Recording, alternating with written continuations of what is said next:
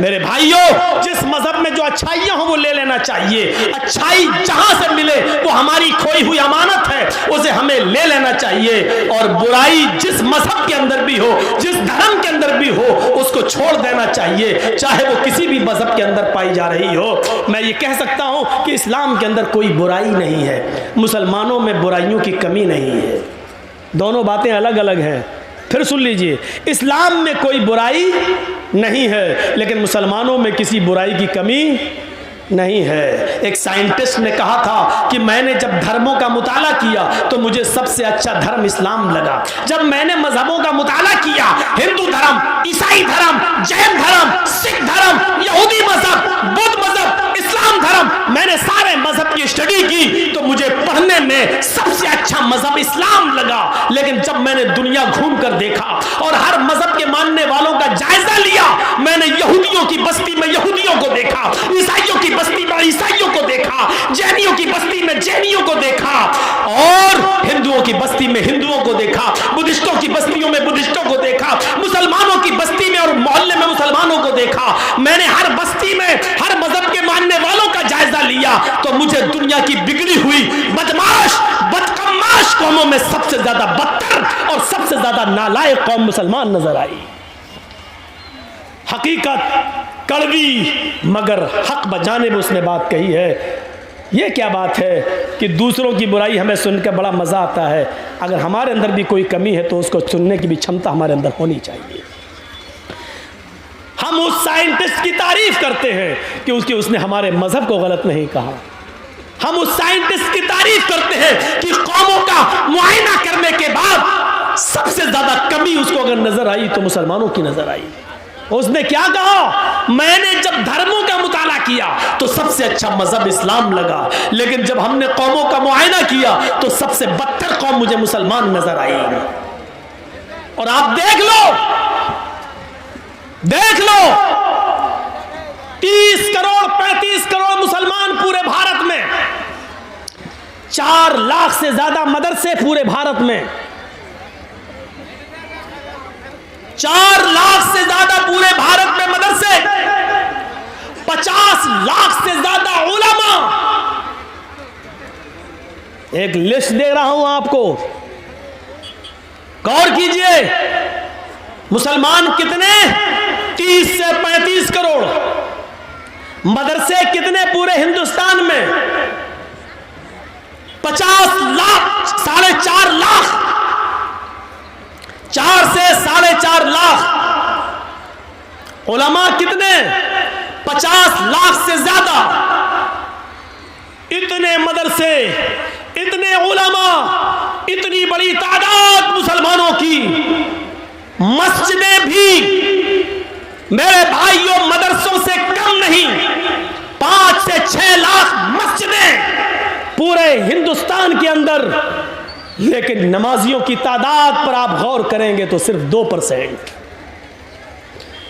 मस्जिदों में नमाज पढ़ने वालों की संख्या 2%, 100 में सिर्फ 2 आदमी, 2 मुसलमान। गौर कर रहे हैं, 30 से 35 करोड़ मुसलमान, 4 से 4.5 लाख मदरसे, 5 से 6 लाख मस्जिदें, 50 से 60 लाख उलमा। इतनी बड़ी तादाद के होने के बावजूद मस्जिदों में नमाज पढ़ने वालों का परसेंट 2%, जुमे में 5%, ईद और बकरीद रमजान में 10%, थोड़ा सा बढ़ जाते हैं। ईद और बकरीद में ये तादाद बढ़ के 15 और 20%।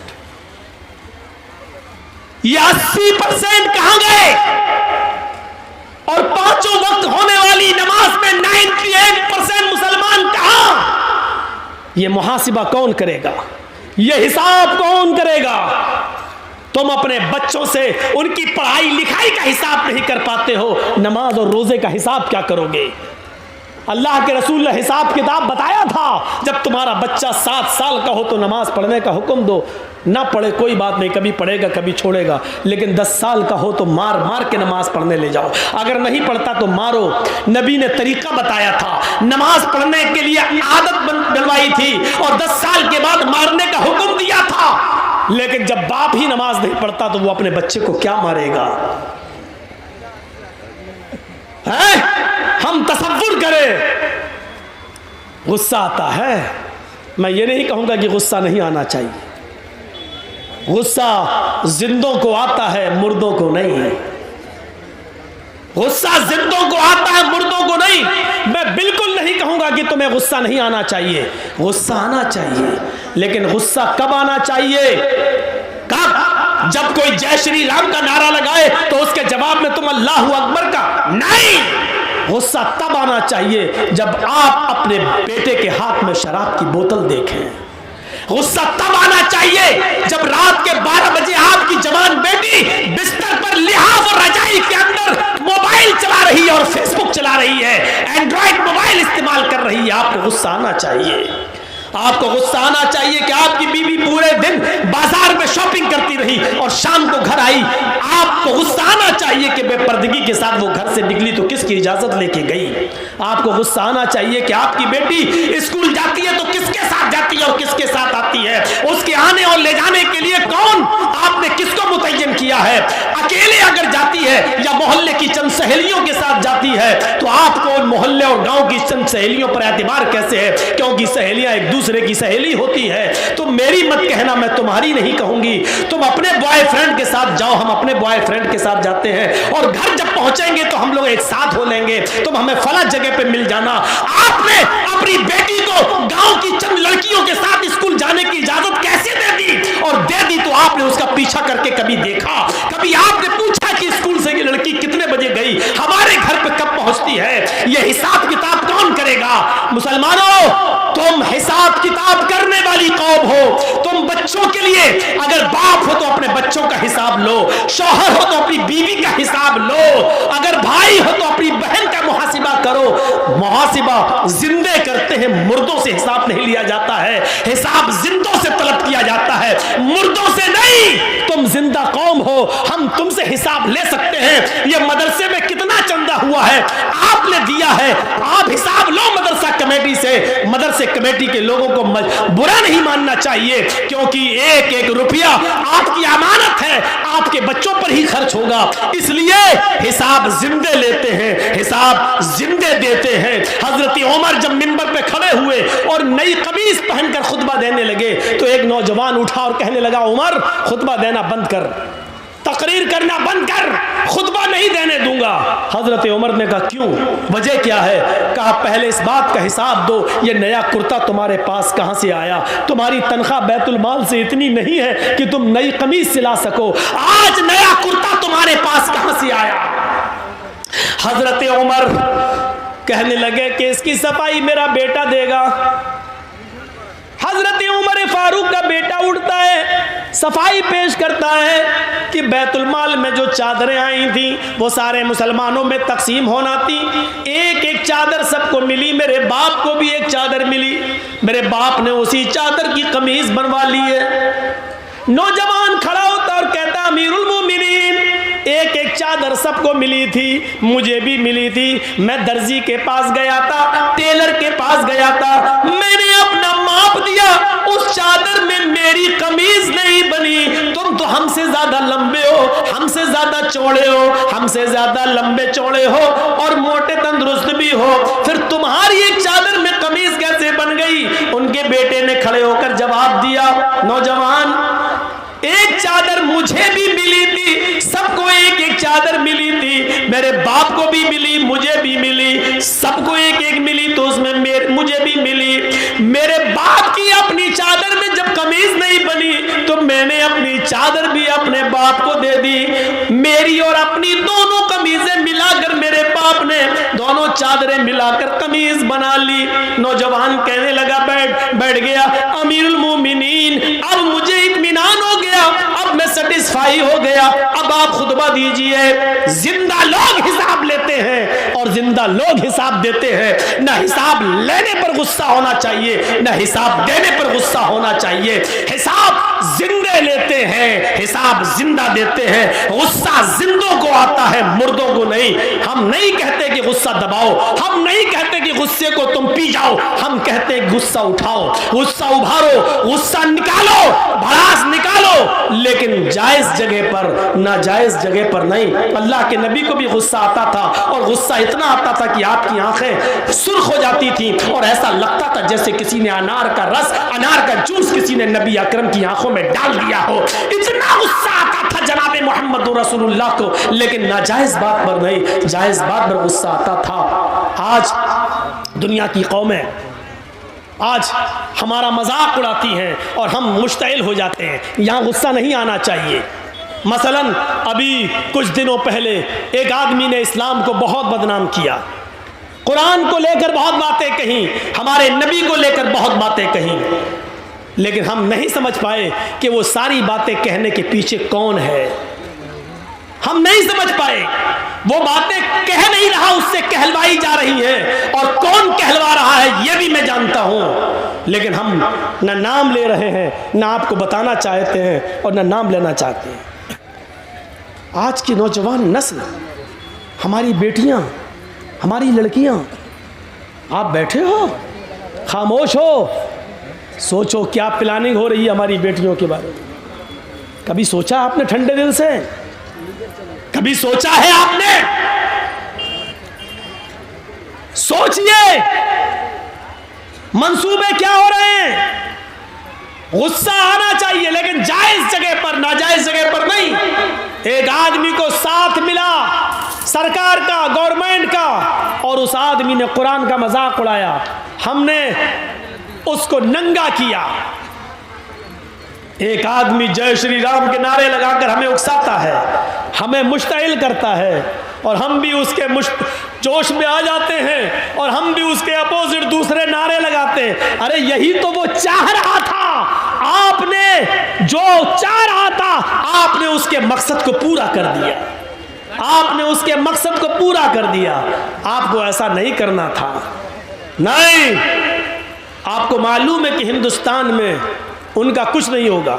एक है ना डासना का पंडित, डासना का, अरे उत्तर प्रदेश में डासना नाम की एक जगह, वहाँ का एक पंडित है ना, कितना भड़काता है, कितना बरगलाता है। टीवी, एनडीटीवी ने तो बाकायदा दिया कि अभी तक जेल में क्यों नहीं गया। देखिए कितना बरगलाता है, लेकिन ज़रूरी नहीं कि जो आदमी हमें बरगलाए हम भी वैसा ही जवाब दें, कोई ज़रूरी नहीं है। मेरे भाइयों, शॉर्टकट में एक जवाब दे दूं आपको, अक्लमंदी ये नहीं है। अगर कोई पागल कुत्ता मेरे पैर में काट ले, जर्जीस को अगर कोई पागल कुत्ता काट ले, तो क्या जर्जीस भी उस पागल कुत्ते को काटे? बताइए तो, क्या ये अक्लमंदी होगी? अगर कोई पागल कुत्ता काट लिया हमारे पैर में, अब जर्जीस को गुस्सा, कमीने तूने काटा, पकड़ पकड़ पकड़, हम भी काटेंगे, पकड़वाया और काट रहे उसको, तो उससे बड़े पागल तो हम हो गए। तो कुछ लोगों का दिमाग खराब हो चुका है। किस नशे में हो चुका है? उनके साथ पुलिस की ताकत है, उनके पास एसएसपी और डीएम की ताकत है, उनके पास हुकूमत की ताकत है। वो जानते हैं हम कुछ भी कह देंगे हमारा कुछ नहीं होगा। इस नशे में, हुकूमत के नशे में, पुलिस और एसपी और डीएम की ताकत के नशे ने उनको पागल कर दिया है। वो हमें बरगलाएंगे। अक्लमंदी यह है कि उनके बरगलाने में हम ना आए। हाथी का काम होता है खामोशी के साथ चलते रहना, और कुत्तों का काम होता है भौंकते रहना। अगर हाथी भौंकने वाले कुत्तों को पीछे मुड़ के देखने लगा, तो हाथी जिस मंजिल पे जाना चाहता नहीं पहुंच पाएगा। हाथी चलता रहता है, वो जानता है कि ये कुत्ते हैं, इनकी आदत भौंकने की है, भौंकते रहेंगे, थक जाएंगे, खुद ही छोड़ देंगे। इन भौंकने वाले कुत्तों को उनकी हालत में छोड़ दो। हम भौंकने वाले कुत्तों का नाम भी ले देते, लेकिन इन यूट्यूबर वालों की वजह से नहीं ले रहे हैं। आप समझ जाओ, और जिसने इन भौंकने वाले कुत्तों को समझ लिया वो पूरी तकरीर समझ गया। समझ लो कि वो कामयाब हो गया। मेरे भाइयों, ये यूट्यूबर वाले तुम्हें समझने नहीं दे रहे हैं, लेकिन हमने तुम्हें समझा दिया इशारों में। जो इन भौंकने वाले कुत्तों को समझ जाए वो पूरा जलसा समझ गया, और समझ लो कि मुखिया जी के कराए हुए जलसे को आपने कामयाब कर दिया। मेरा इशारा समझ जाओ, भौंकने वाले कुत्ते कौन हैं, और हाथी बनने की कोशिश करो। खामोशी के साथ चले जाओ और भौंकने वाले कुत्तों के भौंकने का जवाब मत दो। यही तुम्हें इस्लाम ने सिखाया। अपनी आदत बदलो, वरना काटे जाओगे और मारे जाओगे, पकड़े तुम ही जाओगे। आपको मालूम है एक तालाब पर बह रहा था एक नदी, ऊपर पहाड़ से एक नदी के पानी इधर से आ रहा था, नदी बह रही थी, और जहां से पानी बह रहा था वहां शेर पानी पी रहा था और दूसरी तरफ बकरी पानी पी रही थी। मैं तुम्हारे हालात बतला रहा हूं, सुनो, इशारों में बतला रहा हूं, समझ लो। उधर पानी शेर पी रहा है, इधर पानी बकरी पी रही है। पानी शेर की तरफ से बहता हुआ आ रहा है और बकरी। मोबाइल अपना बंद करो, मुझे मालूम है आजकल भंगी और चमारों के पास भी मोबाइल होते हैं, बंद करो, यहाँ टूटू हो रही है। रात के 2:22 पर किसका फ़ोन आ रहा होगा, सोचो तो ज़रा। तो दिमाग लगाओ बेटा, जिस स्कूल में तुम पढ़ते हो मैं उसका हेडमास्टर रह चुका हूँ, ये सब मत बताओ। यहाँ से सुनिए, जहाँ से शेर पानी पी रहा है इधर बकरी पानी पी रही है। तो शेर ने, दोनों ने एक साथ मुंह लगाया। शेर को तो बहाना चाहिए था। शेर ने कहा, बकरी तूने मेरे पानी को झूठा क्यों किया? अब देखो उल्टा बोल रहा है, जबकि पानी शेर झूठा कर रहा है और पानी शेर की तरफ से बहता हुआ बकरी के पास आ रहा है। शेर का झूठा पानी बकरी पी रही है, लेकिन शेर ने बकरी से क्या कहा, तूने मेरा पानी झूठा क्यों किया? बकरी कहने लगी, जंगल के राजा, मैंने कहाँ झूठा किया है? पानी तो आपकी तरफ से बहता हुआ आ रहा था, आपका झूठा पानी मेरी तरफ आ रहा था, मैंने तो आपका झूठा पानी पिया। बकरी का ये जवाब सुना शेर ने तो कहा, अच्छा मुंह भी चला रही है, मुझसे बहस भी कर रही है। आया और मारा पंजा और फाड़ दिया बकरी को और खा गया। ये सूरत हाल है तुम्हारी और हमारी।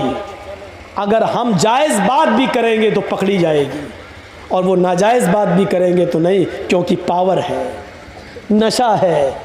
नशा उतरता अच्छे अच्छों का उतरा तो तुम्हारा क्या है? फिरौन का उतरा, कारून का उतरा, नमरूद का उतरा, हिटलर का उतरा, तुम्हारा भी उतरेगा। जाओगे कहां? नशा उतरना है, आज नहीं तो कल। और राहत इंदौरी ने कभी कहा था, जो आज साहिबे मसनद हैं कल नहीं होंगे। जो आज साहिबे मसनद हैं कल नहीं होंगे। किराएदार हैं, जाती मकान थोड़ी है। यूपी में हवा बदल रही है, हालात किस तरफ जा रहे हैं हमें मालूम है। बस जरूरत है अक्लमंदी से काम लेने की। बिहार वालों ने थोड़ी सी गलती कर दी, आज बीजेपी और जनता दल यू की गवर्नमेंट बन गई। वो गलती कहां है उस तरफ हम इशारा नहीं करना चाहते। बंगाल वालों ने उस गलती को नहीं दोहराया तो आज पैर उखड़ गए। इसी फर्क को अगर यूपी के मुसलमान समझ लिए तो इंशाअल्लाह उधर की फिजा भी बदल जाएगी। मेरे भाइयों, जरूरत है अक्ल और शऊर से काम लेने की। ये नहीं देखना है हमारा कौन तुम्हारा कौन, ये देखना है कि हमारा कम नुकसान किसमें है और ज्यादा नुकसान किसमें है। इस चीज की जरूरत है आज। आपको मालूम है, अपने अंजाम से बाखबर रहिए। एक मिसाल और देता हूं, बड़ी अच्छी मिसाल है। एक शेर, सुनिएगा मिसाल। ए भैया बैठ जाओ, ए चाय वाले बैठ जाओ, बहुत बिक चुकी है तेरी चाय। बड़ी अच्छी मिसाल है, जरा देखिए। एक जंगल के अंदर शेर भी शिकार के लिए निकला, भेड़िया भी शिकार के लिए निकला और लोमड़ी भी शिकार के लिए निकली। शेर, भेड़िया और लोमड़ी तीनों ने शिकार किया और तीनों ने एक एक शिकार कर लिया। शेर ने हिरन मार दिया, भेड़िए ने बकरी का शिकार किया और लोमड़ी ने खरगोश का शिकार किया। शेर ने कहा भेड़िए से, तुम तकसीम कर दो, बंटवारा कर दो, कौन किसका हिस्सा है, कौन क्या खाएगा। देख रहे हैं, शेर तो राजा होता है, मतलब पावर में। शेर का मतलब आप दिमाग कहीं और ले जाइएगा, मैं नाम नहीं लूँगा, इन कमीनों की वजह से। कितना मजबूर कर दिया है आपने, सोचा आपने, अंदाजा लगाया कितना मजबूर कर दिया आपने मुझे। तो सुनो, शेर जब मैं बोलूं तो कुछ और सोचना, मैं नाम नहीं लूंगा। तो शेर ने हिरन मारा, भेड़िए ने बकरी का शिकार किया और लोमड़ी ने खरगोश का। शेर ने कहा, मतलब पावरफुल, भेड़िए से कहा इंसाफ कर दो, फैसला कर दो, कौन क्या खाएगा। भेड़िए ने कहा बहुत आसान है। कहा क्या? कहा हिरन आप खा लीजिए, बकरी मैं ले लेता हूं, लोमड़ी खरगोश ले लेगी। शेर को गुस्सा आ गया, शेर को गुस्सा आया और उस गुस्से ने मारा पंजा, भेड़िए के सर अलग तन अलग टुकड़े टुकड़े हो गए उसके, खत्म कर दिया उसने भेड़िए को। लोमड़ी से कहा बहन जी तुम इंसाफ करो। लोमड़ी ने देख लिया, भांप लिया। लोमड़ी ने कहा बहुत आसान है। कहा क्या? कहा 3 शिकार हैं, हिरन, बकरी और खरगोश। हिरन आप सुबह खा लीजिए, बकरी आप शाम को खा लीजिए, और मुंह का जायका बदलने के लिए खरगोश को आप दोपहर में खा लीजिए। शेर ने कहा वाह बहुत अच्छा फैसला, वाकई इतनी अकल तुम्हें किसने दी, इतना अच्छा फैसला तुम्हें किसने सिखाया? उसने कहा इस भेड़िए ने, इस भेड़िए के अंजाम ने। इतनी जबरदस्त मिसाल देने के बाद भी हमारी अकल नहीं खुल रही है। हमारी अकल, भेड़िए, लोमड़ी ने देखा खरगोश जा रहा है, जाए, ये मेरा कम नुकसान है, लेकिन अगर ये हम ही को मार के खा गया तो हम ही नहीं रहेंगे तो क्या खाएंगे? अपने आप को पहले बचाओ।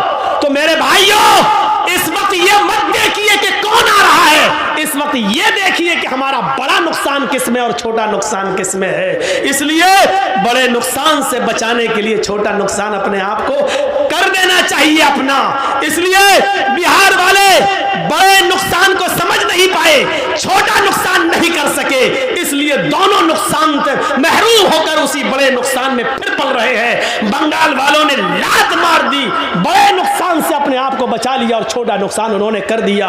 अल्लाह उत्तर प्रदेश की आवाम को भी बड़े नुकसान से बचने की तौफीक अता फरमाए, उनको अक्ल शऊर अता फरमाए और उनको भी समझदारी से काम ले, और लोमड़ी की तरह उनको भी इबरत हासिल करने की तौफीक अता फरमाए, वरना हाल वही होगा जो भेड़िए का हुआ। क्योंकि पावर, इंसाफ तो यही था, शेर ने हिरन मारी, शेर हिरन खा ले, भेड़िए ने बकरी मारी, भेड़िया बकरी खा ले, लोमड़ी ने खरगोश मारा, लोमड़ी खरगोश खा ले। भेड़िए ने फैसला सही किया, लेकिन इसके बावजूद भी उसको जान से हाथ धोना पड़ा। अच्छा, मारा पंजा, बेचारा गया। लोमड़ी से कहा तुम इंसाफ करो। उसने कहा दिन में आप सुबह में हिरन खा लीजिए, शाम को बकरी खा लीजिए, और दोपहर में अगर मुंह का जायका बदलना हो तो खरगोश का टेस्ट कर लीजिए, तीनों आपके। वाह वाह, क्या अच्छा फैसला किया। लोमड़ी से कहा लोमड़ी इतना अच्छा फैसला तुझे किसने सिखाया? सीधे कहती है भेड़िए के अंजाम ने, भेड़िए ने, इसी भेड़िए से सीखा है मैंने। तो आप भी कुछ सीखिए, उत्तर प्रदेश के लोग बिहार से सीख लें और बंगाल से भी सीख लें। मिसाल भी बड़ी अच्छी हो, बड़े अच्छे मौके पर याद आई है। तो मेरे भाइयों, अपने अंजाम को समझने की कोशिश कीजिए। अपने हम जानते हैं हमारा इस वक्त कौन है, कोई नहीं। इस बात का भी एतराफ़ है, हम किसी का फेवर नहीं कर रहे हैं। बंगाल में हमने किया था, लेकिन यह हकीकत है कि हमारा इस वक्त कोई नहीं है। आप किसी पर भरोसा करके देखें तो भरोसे के लायक कोई नहीं है। इस बात का एतराफ़ है कि मुसलमानों को हमेशा हर पार्टी ने ठगा है, हर जमात ने ठगा है, हर सियासी जमात ने हमारा नाजायज फायदा उठाया है। हम मजबूर हैं, लेकिन हाँ, हम अपने अंजाम को भी देख रहे हैं और समझ रहे हैं मेरे भाइयों। इसलिए हमें अक्ल के नाखून लेना पड़ेगा, अपने अंजाम को सोचना पड़ेगा। मैं डरा नहीं रहा हूं, मुसलमान कभी किसी से डरता नहीं है। एक पीछे पड़े हुए हैं, जबकि उत्तर प्रदेश में मैं कोई तकरीर नहीं कर रहा रहा हूं, फिर भी चैनल वाले हाथ धोकर नहीं नहा धोकर मेरे पीछे पड़े हुए हैं। नहा धोकर ये देखो बंगाल में मुसलमानों को डरा रहा है, ये देखो एक कर रहा है। अरे मैं नहीं डरा रहा हूं, चैनल वालों, जी इंडिया और जी न्यूज और जी हिंदुस्तान, क्या तुम अंधे हो, दिखाई नहीं देता? या तुम्हें पावरफुल की तरफ से, शेर की तरफ से कोई हड्डी डाल दी गई है जिसकी बदबू का टेस्ट तुम्हें लग गया, जो छूटती नहीं है तुम्हारी जबान से? तुम्हें पता नहीं है कि इस वक्त गाय की बात कौन कर रहा है, इस वक्त मंदिर की बात कौन कर रहा है, इस वक्त मथुरा की ईदगाह की बात कौन कर रहा है? अंधो, तुम्हें ये नहीं दिखाई दे रहा है? चैनल वालों, क्या तुम्हें ये नहीं दिखाई दे रहा है कि फिरका परस्ती की बू कहां से आ रही है? हिंदू और मुसलमानों को डराने की कोशिश कौन कर रहा है? आपस में ये बंटवारा कौन कर रहा है? चैनल वालों, ये तुम्हें दिखेगा नहीं, क्योंकि हड्डियों ने तुम्हारे अंदर नशा पैदा कर दिया है। वो हड्डी शेर की तरफ से आई है। शेर, बस अक्लमंद रहा इशारा काफी, शेर की तरफ से आई है। इस शेर को समझ जाओगे आप कौन है। शेर भी कभी बकरी बनेगा। और कहो इंशाअल्लाह, कहो इंशाअल्लाह। ये तहज्जुद की नमाज का वक्त है रात का, और अल्लाह ताला पहले आसमान पर आ जाता है। इस वक्त दुआ कीजिए कि बारे इलाह, जो हमारे मुल्क के लिए बेहतर हो उसको मुल्क का मुहाफिज बना। हम ऐसी दुआ ही नहीं कर रहे हैं कि कोई हम पर केस करे। हम तो ये कह रहे हैं जो हमारे देश के हक में बेहतर हो, जो हमारे मुल्क के हक में बेहतर हो, जो हमारे मुल्क की हिफाजत करता हो, जो सच में हमारे मुल्क को अपना मुल्क समझता हो। ऐ अल्लाह, तू इस मुल्क का इक़्तिदार उसको अता फरमा। ऐ अल्लाह, जो भारत के 1 अरब 25 करोड़ लोगों को एक साथ लेके चलता हो, जो धर्मनिरपेक्ष हो, जो हिंदू मुस्लिम के चश्मे से नहीं इंसानियत के चश्मे से देखता हो। ऐ अल्लाह, इस मुल्क को ऐसे लीडर की जरूरत है, इस मुल्क को उसके हवाले कर दे। आमालुकुम मालुकुम, जैसे तुम्हारे आमाल होंगे वैसे तुम्हारे ऊपर हुक्मरां मुसल्लत होंगे। हमारे आमाल अच्छे होंगे तो अच्छे हुक्मरां, हमारे आमाल बुरे होंगे तो हमारे ऊपर बुरे हुक्मरां मुसल्लत होंगे। अल्लाह रब्बुल आलमीन से दुआ है कि बारे इलाह, तू हमें हमारे आमाल की इस्लाह करने की तौफीक अता फरमा, और फिर तू हमारे ऊपर अच्छे हुक्मरानों को मुसल्लत फरमा दे। बारे इलाह, हम तुझसे दुआ करते हैं कि इस मुल्क में अमन पैदा फरमा दे, सुकून पैदा फरमा दे, शांति पैदा फरमा दे। ऐ अल्लाह, जिस तरह एक बाग के अंदर आम, सेब, पपीता, अमरूद, अंगूर, अनार सब होता है और किसी फल को किसी फल से दुश्मनी नहीं होती है, उसी तरह इस मुल्क में हिंदू, मुसलमान, सिख, ईसाई सब लोग रहते हैं। अल्लाह, हम सबको आपस में भाई भाई बना दे, एक दूसरे का हमदर्द बना दे, एक दूसरे का गमख्वार बना दे, एक दूसरे के लिए अपनी कुर्बानी देने वाला बना दे।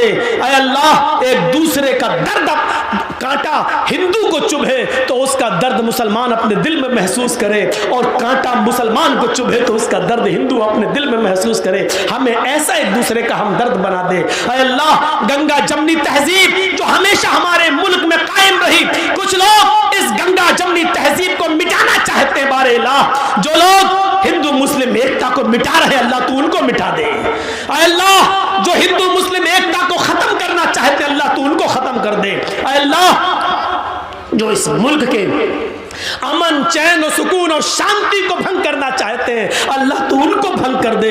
ऐ अल्लाह, जो इस मुल्क में फसाद बर्पा करके इस मुल्क को जंग की आग में और गिरा युद्ध में घुसड़ने की और धंसाने की कोशिश कर रहे हैं, अल्लाह तू उनको इस मुल्क से मिटा दे और उनका सफाया कर दे। इस मुल्क की हिफाजत फरमा। ये मुल्क हमारा मुल्क है, ये 1 अरब 25 करोड़ देशवासियों का मुल्क है। हिंदुओं ने भी, मुसलमानों ने भी इस मुल्क को आजाद कराया है। ऐ अल्लाह, इस मुल्क के अमन और चैन से कुछ लोग खिलवाड़ कर रहे, अल्लाह तू उनको खिलौना बना दे, उनको निशाने इबरत बना दे। जिस तरह हिटलर बना, हज्जाज इब्ने यूसुफ बना, जिस तरह और लोगों को तूने निशाने इबरत बनाया, बारे अल्लाह तू उनको भी निशाने इबरत बना दे। बाद में आने वाली नस्ल उनके जुल्म को याद करे, उनके सितम को याद करे। 11:30 बजे 11:40 पर मैं आया था और फिर 12:40 पर, और मेरा 2 घंटे का तकरीबन तकरीबन पूरा वक्त हो गया है, 1:45 तो हो ही गया है। तो मेरे भाइयों, हम अल्लाह से दुआ करते हैं कि बारे इलाह हमें अक्ल व शऊर से काम लेने की तौफीक अता फरमा। बारे इलाह जब तक तू हमें जिंदा रख, इस्लाम पे जिंदा रखना, और जब हमारा खात्मा हो तो ईमान पर हमारा खात्मा फरमाना। और आखिरी ऐलान ये आपसे कि मदरसे 2 साल कोरोना का शिकार रहे हैं और नहीं चल सके हैं। आपसे आखिरी गुजारिश, आपने किसके हाथ में किसका क्या ताउन किया है मुझे नहीं मालूम, लेकिन मेरे हाथ में आप क्या ताउन